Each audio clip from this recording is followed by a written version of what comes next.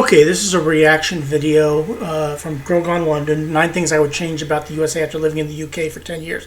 Look, after the last verbal abuse I got from a video from her where we discussed, look, I was just reacting to what she was saying in the not the last video I did of her, but the one before that.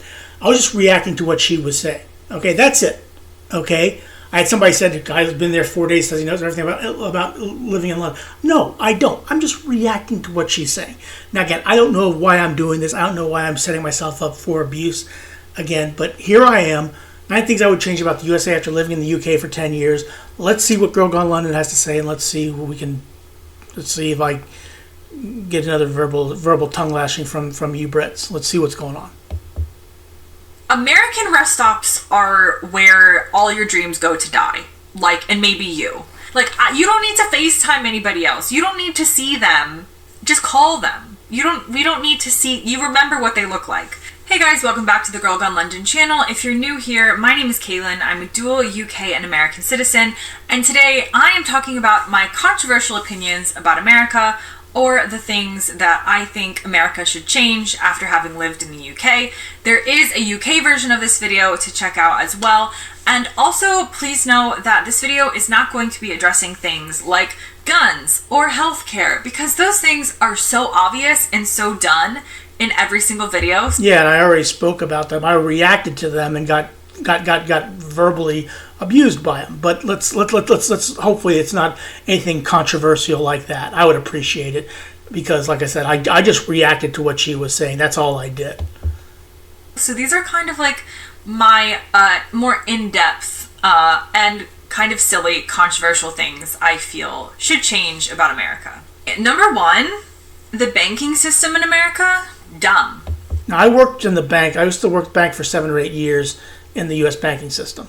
So dumb. Always behind. We did not get chip and pin cards until way after the UK. We didn't get contactless until after the UK. They're always behind in terms of just debit and credit card possibilities. Yeah, I wouldn't disagree with that. I realize we got the chips late and everything, but for all intents and purposes, we eventually caught up. I mean, I guess look, when I didn't do a whole lot of banking in the UK, I don't know how banking works in the UK. I'm assuming it works the same way in the United States. You put your card in the machine, you pull out, you deposit your checks and everything like that. But I'm assuming that it works the same way. A lot of banks charge you a fee for having an account at the bank, which I think does exist in some parts of the UK, but seems like a lot less common here. I mean, you can pay for a special account here.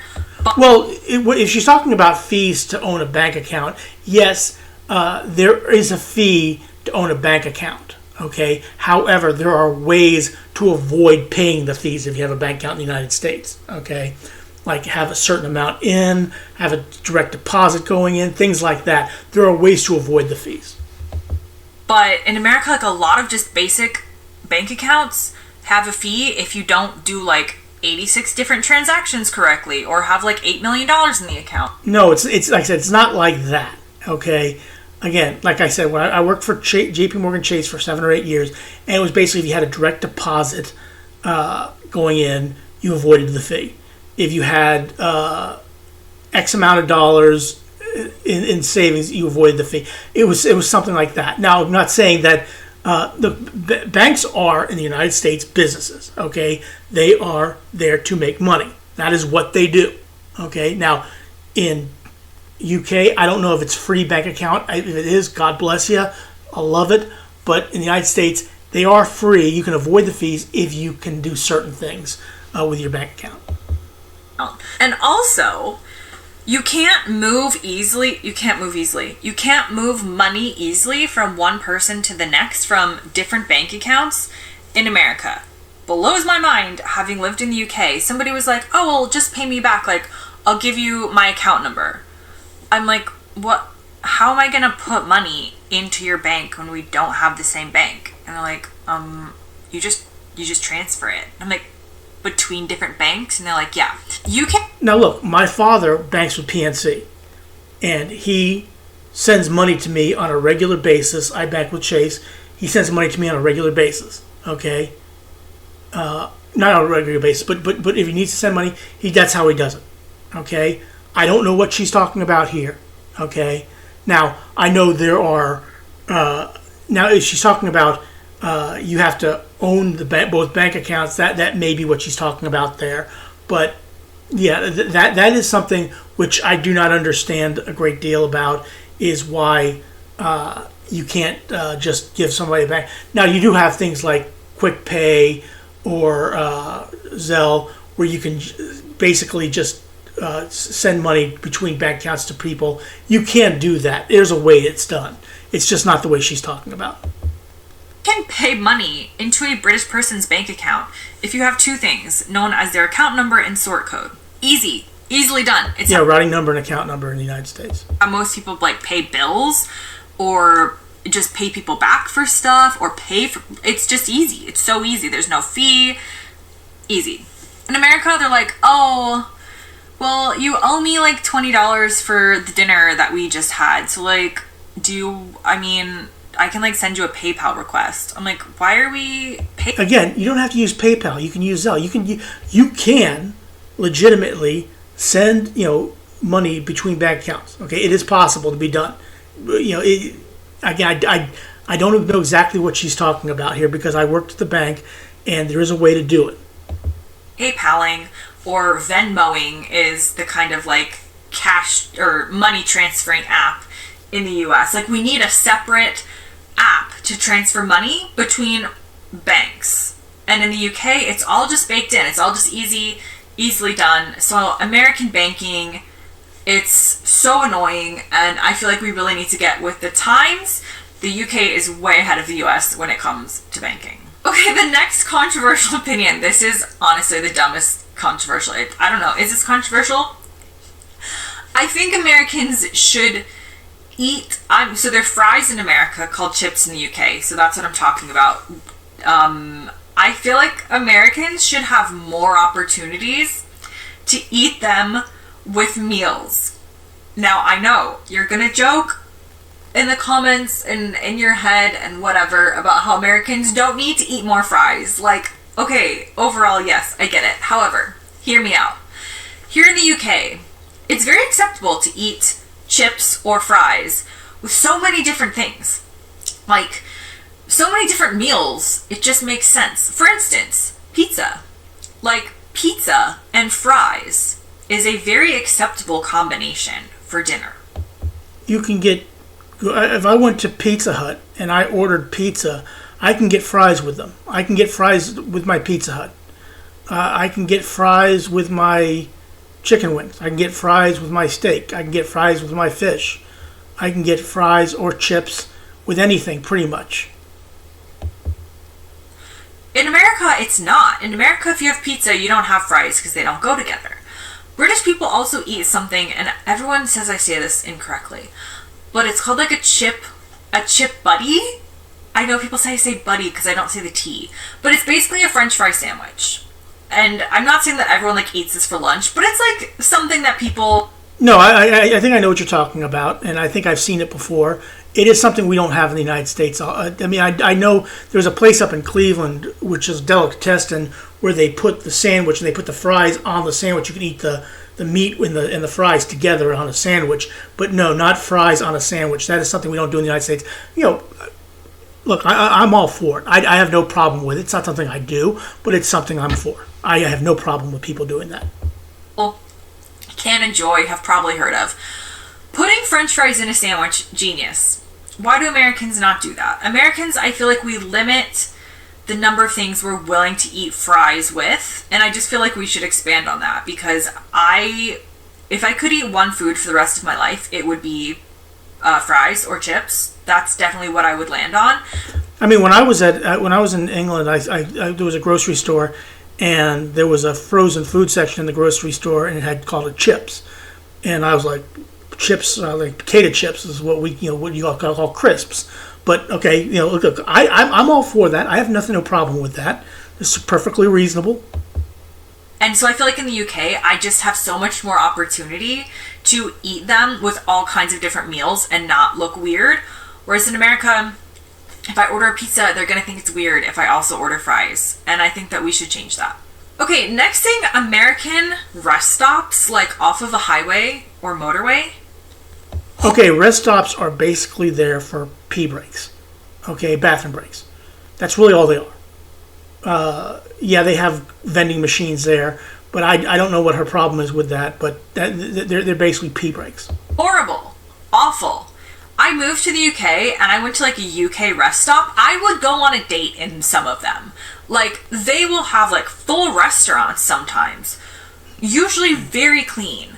A very welcoming experience. Yeah, okay, that I'll agree with. Okay, look. In the United States, rest stops aren't necessarily the cleanest, but they're not necessarily dirty either. And they have vending, but they're just basically pee breaks. If you want to go to a restaurant, wait to the next town.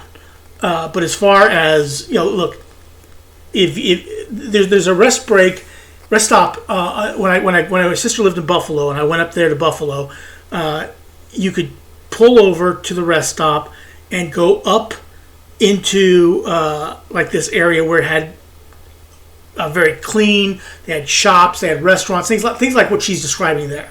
So, but those are few and far between. Okay, in fact, that's the only one that I've ever seen in my life. So look, I don't necessarily have a problem with that. A rest stop. I guess if in terms of getting a stop and getting like if you want to get food or something like that and use the bathroom and do everything like that, you can just a one-stop shop at a UK rest stop. That's perfectly fine. Not something we do in the United States, but it's perfectly fine as far as I'm concerned. American rest stops are where all your dreams go to die. Like, and maybe you. It's not good. They're disgusting.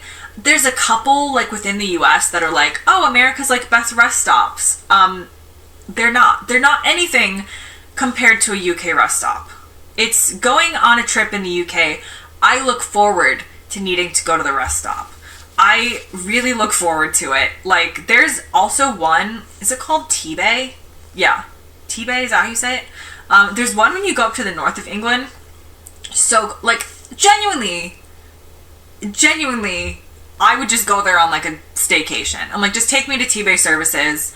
We'll get something to eat. We'll, like, go, like, look at the ducks by the lake. So calming. American rest stops, really not the same. And I feel like American rest stops need to up their game to the level of British rest. Again, not necessarily going to disagree with her. Not necessarily going to agree with her. Rest stop is a rest stop. Okay, it is a place where you use the john. Okay, or use the toilet. It's that simple. Okay, yes, there are vending machines. There are park benches. You can have a picnic there if you brought your lunch. So, some are actually quite nice to. They're basically just rest stops. They're not places where you can get food and things like that. Look, I get where she's coming from. I don't necessarily agree with it, but I don't necessarily disagree with it. Look, I would like a rest stop to be like what she's talking about, but I don't necessarily need to have it, especially if I just need to use the restroom and I need to get back on the road. It's really that simple. It's not a place where you stay for 15, 20, or 30 minutes. It's a place where you go, use the bathroom, and then move on. Stops. Okay, the next one is tap water, because now tap water. When I first got to London, I went. I stayed at the Park Plaza Hotel. I think it was called, on the Thames. I got to my room. I went to get ice, and the ice machine wasn't working on the 11th floor that I was at. Okay. Nevertheless, I got a glass and I went and I got some tap water. Okay. Best tap water I've ever had. Okay. Better than the United States by far. Okay. Yes. If you over here, I have spring water over here. Okay. So that's where I drink my water. I get water brought in. But yes, if she's talking about tap water, I think I'm going to agree 100% with this. Tap water across most of the UK, all the parts of the UK I've come across, tastes pretty good. You just literally have it out of the tap, enjoy it, good to go, no problems. American tap water, that's not the case in a lot of places, especially growing up in Florida. American tap water tastes like sulfur. It is really disgusting, and most people do not drink Florida tap water out of the tap because it is so awful. Now, I've actually, my father is leaving Florida, but I've actually had Florida tap water, and it's not bad. It's not great, but it's not bad either. This isn't the case in every single place because obviously geographical differences mean that different states will have different access to better tap water. But tap water in the U.S., not good. A lot of people... Again, you just said that the tap water is different places, different regions, and then you're saying tap water in the U.S. when you've only been... Apparently you've only had it in Florida, in one state out of 50. Okay, look, not complaining, not picking on her. I'm just saying. I mean, until you've had tap water everywhere, come on. People drink bottled water because of this, whereas in the UK, bottled water is very uncommon for various reasons, but also because... Actually, I saw quite a lot of people drinking bottled water when I was in the UK, and I actually had bottled water when I was there. Even though the tap water was pretty good, I still got bottled water as well. Because the tap water is just ready to go, ready to drink. So, I guess my controversial opinion is I don't like most American tap water. It tastes disgusting. It probably has 8 million chemicals that are slowly killing you, and it's not an enjoyable experience. So when I go home to America, I do drink water out of a bottle because like the tap water is just not good. So that's my next controversial opinion. Okay, again, not necessarily disagreeing with her, not necessarily, again, partially disagreeing with her to some extent, but not necessarily disagreeing with her wholeheartedly. I can drink tap water from Ohio if I want to, but I still get bottled water brought in for myself. So, okay, next up, the interior of American fast food restaurants. Let's specifically talk McDonald's because this is where like a major comparison comes in. American McDonald's, again, they make you depressed. You're like, ugh, I'm in a McDonald's. Like, I'm excited because I'm about to get a McFlurry, but also, like, I don't feel good about myself being here. British McDonald's, so nice. It's clean. Like, they're gonna have some sort of, like, she makes it sound like going into McDonald's is like a disgust. Look, most of the McDonald's that I've ever been in have been very, very clean. I've been in McDonald's in many of the states of the United States, and they're absolutely clean, and they're absolutely you can eat in them. A lot of them you can eat off the floor, and some of them, a lot of them. Now, again, granted, I did not go to a McDonald's in England only because whenever I'm in another country or another state, I don't go to a place where I can go at my hometown. I just don't. But I wanted to go to McDonald's and I want to see what different things you had on the menu as compared to the United States, even though I wasn't able to. But again, I can't speak for the McDonald's in Florida because, like I said, I don't go to those. But the ones in Ohio are actually pretty clean. Yeah. The tappy like checkout, what is it, like the self order screens, they got the self kiosk, which is actually pretty good. Got those way before the US, like, so you don't have to even interact with anybody, you just kind of do your thing, wait for your number. British McDonald's they're far superior. The interior is far superior. You don't feel bad about your life being in a British McDonald's. At least I don't. I go in... Yeah, I don't feel bad about my life being in an American McDonald's. But again, like I said, I've never been in a British one, so I can't really compare. But the McDonald's that I've been in Ohio have been very clean, have been very, very good. And I'm like, this is like a gleaming world of fast food. I'm kind of inspired. American McDonald's, no. Just the design, they're dirtier. They're just, like, a lot of them don't have the self-service things still, and I don't know exactly the reason. Every single one McDonald's that I've been in the past 5 years have had the self-serving kiosk. For that, but they're just, it's not on the same level. So I remember moving to the UK, and I was like, even UK fast food places are better than American ones. So yeah, I like how this video so far has covered like French fries and McDonald's because classic American, but I just prefer the interior of British McDonald's better. And good on you. I mean, that's your call. That's your call. Again, like I said, I've never been to a McDonald's in Florida because I don't. Like I said, I don't go to places where I can go, restaurants where I can go here in Ohio. But maybe they are disgusting where you are. I don't know. But I know the ones in Ohio where I live are perfectly fine. Okay, the next thing is Americans seem to think that everybody needs to listen to their phone conversation. And I know we can be loud as Americans, but when we're on the phone, A, we get louder. B, it seems to be that everybody in America thinks they need to be on speakerphone or FaceTiming without headphones in. If you go through an American airport filled with Americans, because mostly we travel domestically, everyone there is like on the phone with their mom, fine, but they're like FaceTiming her. They're not even like actually like looking at the person. They're kind of... Again, now I've been in quite a few airports, okay? I do not know what she's talking about here, okay? Now, granted, I do see people on the phones. I see a couple of them FaceTiming, but I don't see a lot of people on the phone. Certainly not what she's talking about here. They're like holding it here, but they're like somehow on video. And everybody can hear both sides of the conversation. This just seems far more socially acceptable in America. Definitely not socially acceptable in the UK, though. Like, I'm sure a couple people do it. But so annoying.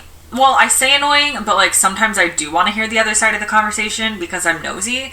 But from a standpoint of like my own personal like bubble, I don't necessarily want to hear your phone conversation in public. You being on the phone is one thing. Me also hearing the response from the other end is another. And I just feel like Americans need to stop this. Like, we need to stop FaceTiming in public.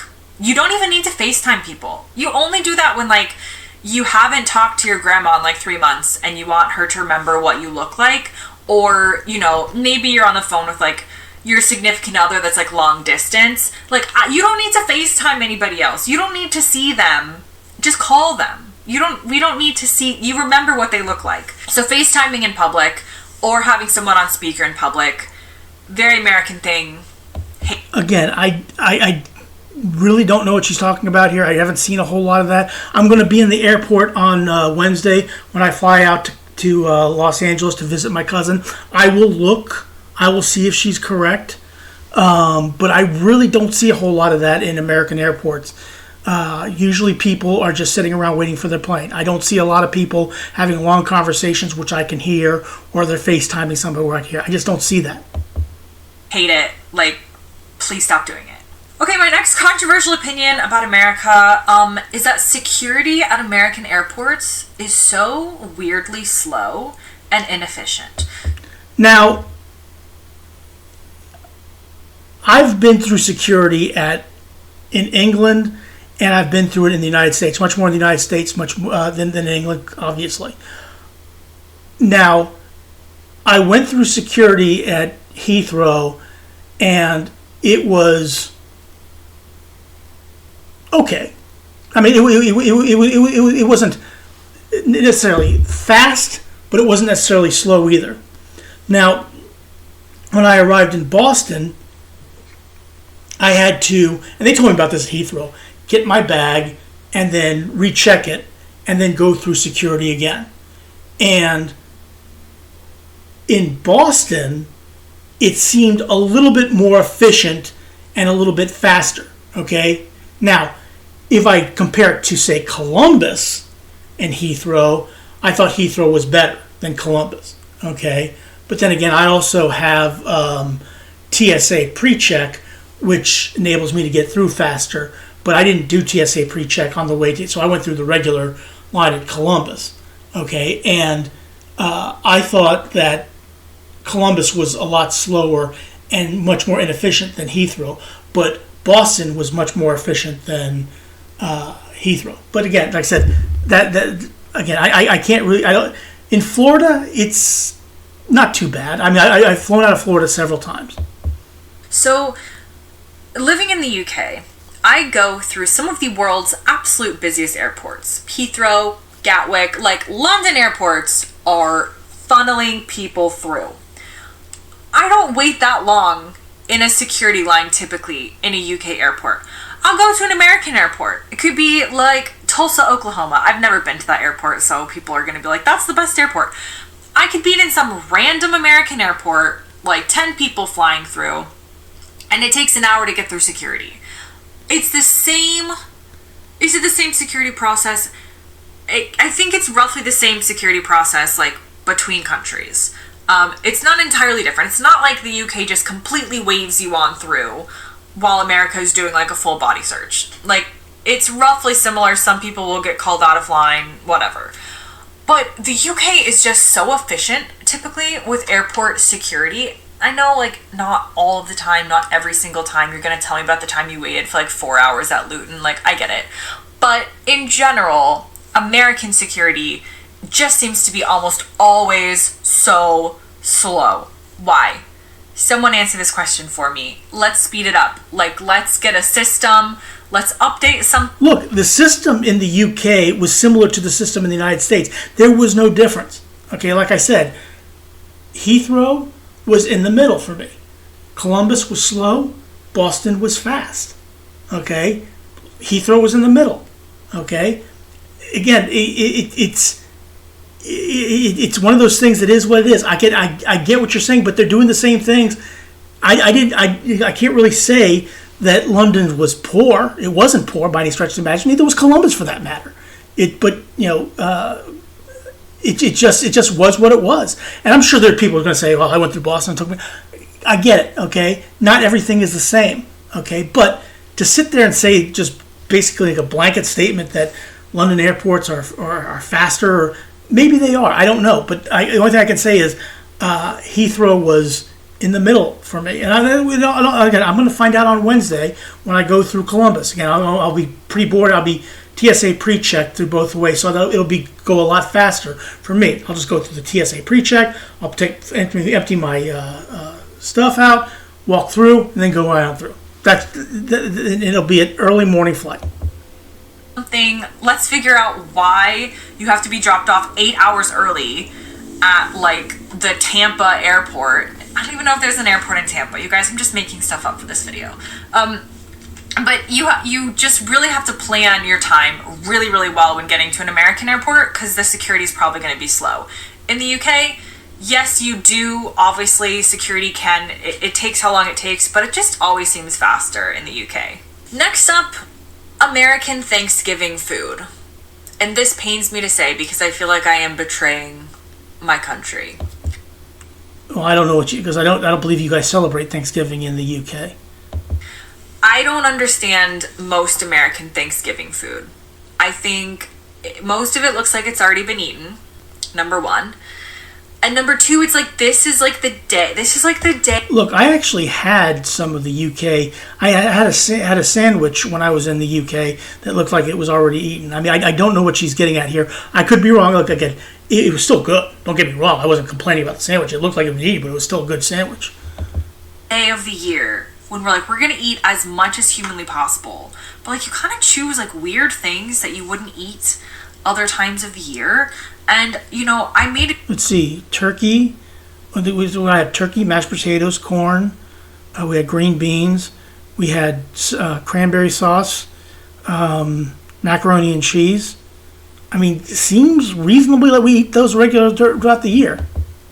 I made a dig at Christmas pudding in the UK in my UK video. So I feel like, again, equal opportunity. Let's talk about American Thanksgiving food. I'm not a huge fan. Okay, that's fine. You don't have to be a fan of American Thanksgiving feast. I mean, you don't have to celebrate it over there. Not a huge fan. I think, like, we should really revolutionize Thanksgiving. We should get rid of so many casseroles. My problem is really the casseroles. Like, we don't have casseroles. Maybe green bean casserole. Maybe. Okay, I get it. I don't like green beans, so you can get rid of that. I'm with you on that. It just. So many casseroles, and maybe it's just because I don't like a casserole. I don't know. I feel like Thanksgiving food lets me down. I don't look forward to eating it. And I basically just eat like mashed potato and bread rolls. But also that could be because I have the palate of like a 5-year-old. I'm not entirely sure. Okay, my last controversial opinion about America has to do with a restaurant that I used to know and love. And I still know, but I'm not sure I love it, and I'm really sad about that. Whether you're American or not, you might have heard of a place called Olive Garden. Now, Olive Garden is where Americans go to get a chain restaurant style of Italian food. Now, I have craved Olive Garden. Their breadsticks are still great. Almost every time that I've gone back to the States for many, many years, I was like, yes, I know it's a chain restaurant, but Olive Garden breadsticks, amazing. Like, I just want whatever, like, pasta, like, I loved an Olive Garden. I have to say, the longer I've lived outside of the U.S., the more I've realized how much of a disappointment Olive Garden is. The pasta's not very good. There's not that much flavor. I don't even like that much flavor, but there's not that much flavor. It's all kind of like microwaved. I don't know if it actually is, but like, you know, it's kind of just like microwave tasting Italian chain restaurant food. I do still love the breadsticks, but I would say my love for Olive Garden has sadly disappeared over the years. And that is a controversial opinion, because Americans love an Olive Garden. Like, what could make you feel better than going to this place where you can pretend that you're in Italy for like 45 minutes?